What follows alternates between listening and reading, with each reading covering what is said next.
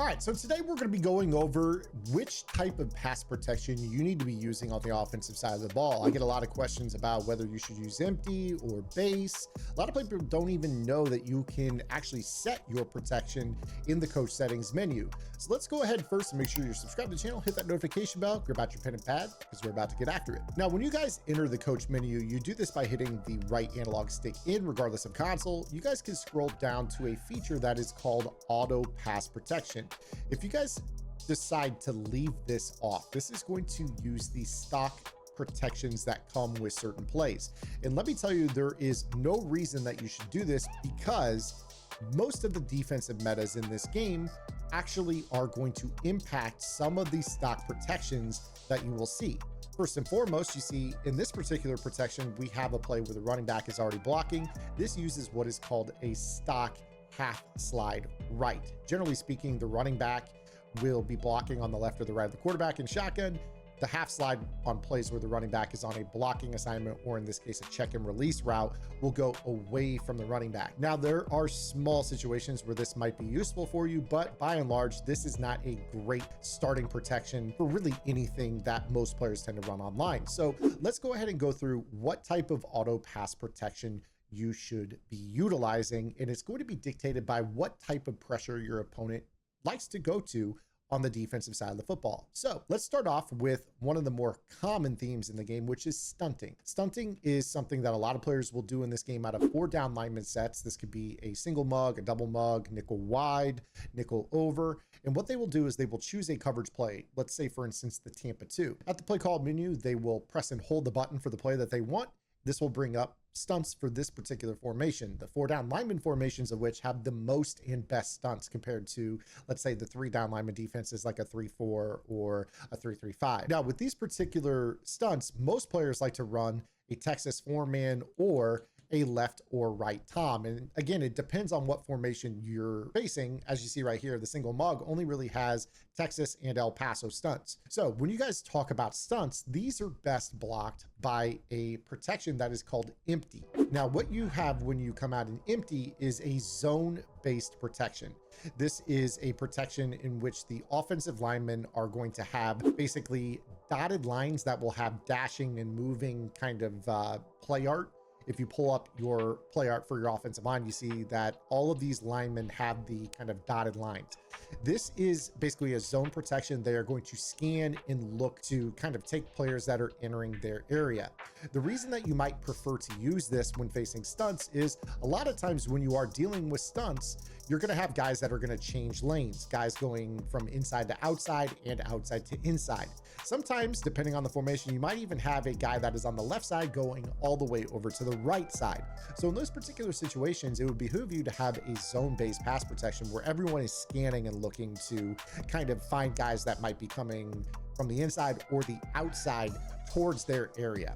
Now, there are deficiencies to the empty. We'll go through that here momentarily, but you'll see here that in a lot of cases, you're going to end up being able to have linemen able to pick up those stunts a little bit more effectively, which will then give you the ability to set up your route combo accordingly. In this particular case right here, you saw that that Texas stunt was pretty well handled. Now, there are other stunts, as I've mentioned, not just Texas stunts that players like to use, but let's say, for instance, a Tom stunt. This is another popular stunt. In fact, this was popularized by gridirongameplans.gg, my strategy website, out of my nickel wide defense in the Miami Dolphins game plan. You guys can find my entire defense there on the website, but this stunt is extremely popular, and this is called the left Tom stunt. The left Tom stunt is going to be a stunt in which the right of screen defensive tackle is going to loop all the way to the left side, and then you have this left defensive tackle on the screen kind of slamming down into that A gap. And in a lot of cases, especially when you're in like a base protection or a half slide protection that would not be empty, this is going to invite a lot of times pressure to come in, where you'll see this guy comes all the way around into this A gap and gets you sacked. This is a really, really good stunt. Now, it's actually so good, in fact, that sometimes the empty protection can fail. And this is especially true when people are occupying the right side of the line. So they'll kind of hang out here. And a lot of times these stunts will still come through on the empty protection. So I want to give you guys a little bit of a pro tip within the tip here. Not only is empty the right protection for people who like to stunt for pressure, but another mechanic that you should also be using is the untarget feature. To do this, you're going to press and hold the left bumper or L1, and then you're going to tap Y or triangle. This is going to bring up a flame logo that you guys can move to anyone on the field. If you know who the user is, a lot of times it's going to be the player that is moving around pre-snap a lot. A lot of times it's great for you to just place that flame logo on that player, because that will tell the offensive line, hey, don't let this guy impact the way that you're scanning. Let him come through, because 9 out of 10 times you're facing someone, they're just trying to annoy the interior lineman, the center and the 2 guards, to confuse them. And then when you snap the ball, they're not going to target that player. And you see that the zone pickup is much better. And then from there, it's all about setting up your route combo. I threw a pick here in the flat, but I'm not worried about route combinations here on this. You saw that the pocket was there. You trust your protection because they're scanning appropriately. So a lot of times when you're dealing with a stunt, whether it's a left stunt, a right stunt, whether it's Tom, Pirate, El Paso, Texas, or Tempe, you want to be in this empty protection, and you want to go so far as to the lengths of, untargeting the user. So in this particular case, we would go ahead and bring up the untarget feature, and then we check our line. We have the dotted lines from them.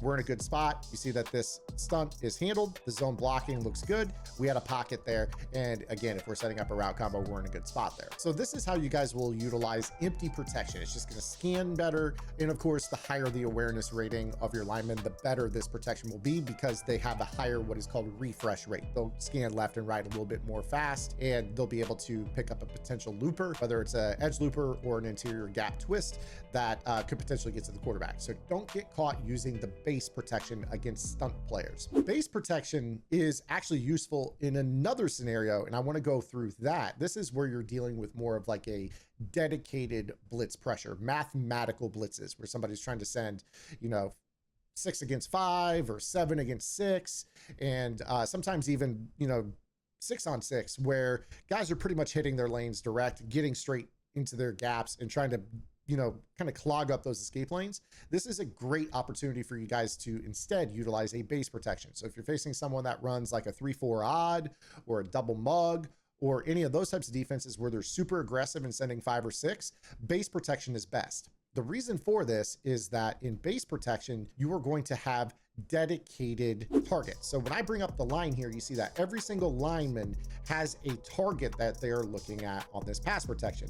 Now, in this particular case, if I were to snap this play, we only have 5 linemen against 6 rushers. You see right here, there's a mathematical advantage to the defense. In fact, you see that it's telling you, hey, if you snap this ball, that right of screen defensive end is coming in untouched. So we snap the ball. The base protection has the man-to-man block targets for the offensive line, but you have to make sure mathematically you're in a good spot. So what we would typically do in this situation is we would block a running back. Now, when we pull up our protection here, you now see that these are the man-to-man targets. We pull up this, they're hard-coded blocking lanes. They're not scanning. They have their guy that they're targeting. That's who they will target. So when you see right here, you bring up your play art 6 against 6, you see that there's an HB logo. You can go a little bit further with this if you wish. Some formations will differ in terms of what you can do, but if you were to add in a slide protection left or right, this can actually key your protection to change a little bit. So this is with a half slide to the right. This actually technically is going to be zoned to one side and man to the other. If you were to half slide the other direction, you see that it codes it a different direction. If you want to go full slide and bring up your play art, you see here that it blocks the edge like this. And if you want to full slide the other direction, it blocks the edge like this. These are all totally fine. And in fact, you guys have the opportunity with this to just go base blocking, block your running back. And then if you want to choose specifically which player on the line you want your running back to block, you can actually do this by using the ID the mic feature. So if you press and hold the left bumper again, press A or X, it pops up an M icon. And funny enough, no matter who you move this to, that becomes the player that the running back will target. So if I wanted to do something really silly like this, this would actually get us screened at by the interior pass rusher right there. So I wouldn't recommend doing that. But if I wanted to place it right here, you see that this would actually, in most cases, be pretty good as well. Now, there's a little bit of a visual bug here that you see. Just be careful. You see right here, that's more what it needs to look like. So when we snap this ball, mathematically, we're 6 on 6. Again, be advised that in these particular cases, abilities such as double or nothing or interior threat or pass rushing abilities can still win those one-on-one blocks. But from a block targeting perspective, you are shored up in terms of your scheme. You see right here in this example, we blocked the 5. We told the running back to take the left inside linebacker. We had a hat for a hat. Now these is just matchups. X's and O's still can give way to Jimmy's and Joe's. Right here, the Joes win. You see the pass rush there from the left interior Defensive tackle gets a win on our left guard, but he was picked up. And that's the key, right? You still, in a lot of these cases, can change how you want to block this. Let's say you don't like the pressure being allowed up the middle to the running back. Again, you might say, let's do a slide and do it like this. Again, totally up to you. You see that this is a way that you could do this. Again, be aware of block shedding abilities, things like that. Those are really, really important. You guys can also utilize the untarget feature with this as well. So a lot of players in the double mug are going to come down and stand over the center. And when you block the running back, you can bring up your block targeting, but now you see that the center is targeting the user. There's a flame logo on an interior player. You don't want that. Again, 9 out of 10 players online are not going to manually rush with their users. So what we want to do is bring up that on target defender mechanic that we've already talked about and put it on the user. Now what this does is this tells the offensive line, hey, ignore the honey badger. He's just trying to poke around and confuse you. Ignore him. He's dropping out in coverage. And you see that everyone else that is rushing is accounted for. So now we go ahead and, snap the football. We have our pickup. It looks good. We throw our comeback route and we pick up the man beater for first down and a little bit of chunk of change right there. In this particular case, we want to hard code who our assignments are. That does not mean you can't go empty with this and use the scan feature. It just means that if you do, don't be shocked when guys kind of sift through and still come in either way. You see right here that if I do it like this, and I untarget the user, it might look good to you guys, but because of the rescan rate, you might sometimes see a guy unaccounted for.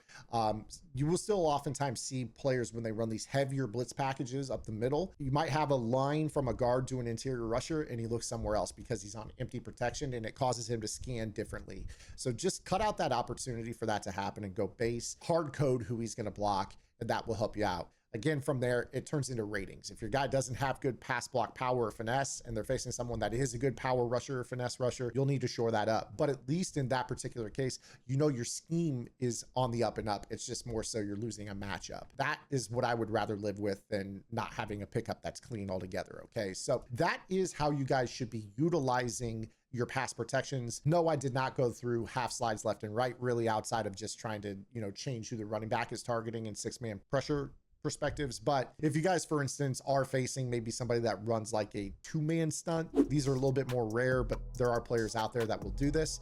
You might be in a situation where you say, you know what, I know they're running a 2-man stunt to the right. Let's do a half slide to the right.